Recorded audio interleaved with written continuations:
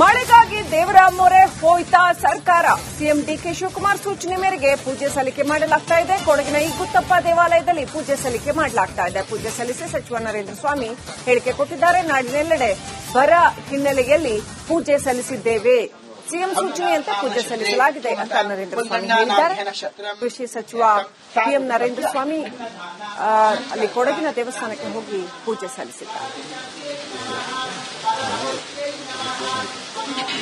आचार्य मुखेन ब्राह्मणस्यां वायनदान पूजाख्यं कर्म करिष्ये।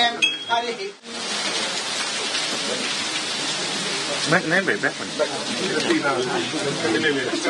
ಮೇಡಮ್,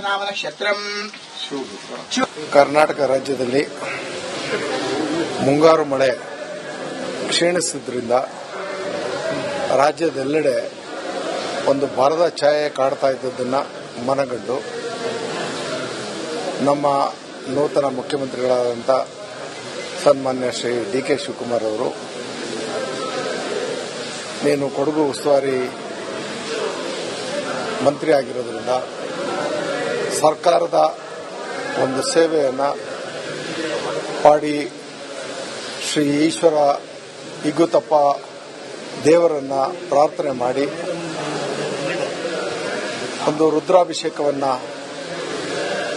ನಡೆಸಿ ಪ್ರಾರ್ಥನೆಯನ್ನು ಮಾಡಿ ನಾಡಿನ ಪರವಾಗಿ ಸರ್ಕಾರದ ವತಿಯಿಂದ ಮಳೆಯನ್ನು ಪ್ರಾರ್ಥಿಸಿ, ಮಳೆಯ ಮುಖಾಂತರ ನಾಡಿನಲ್ಲಿ ಬೆಳೆ ಸಮೃದ್ಧಿಯಾಗಲಿ, ರೈತರ ಬದುಕಿನಲ್ಲಿ ಉಜ್ವಲವಾದಂಥ ಭವಿಷ್ಯತ್ತು ಮೂಡಲಿ ಅನ್ನುವಂಥ ಪ್ರಾರ್ಥನೆಯನ್ನು ಮಾಡಿ ಬಾ ಅನ್ನುವಂಥ ಸಂದೇಶದೊಂದಿಗೆ ನನ್ನನ್ನು ಇಲ್ಲಿ ಕಳಿಸ್ಕೊಟ್ಟಿದ್ದಾರೆ.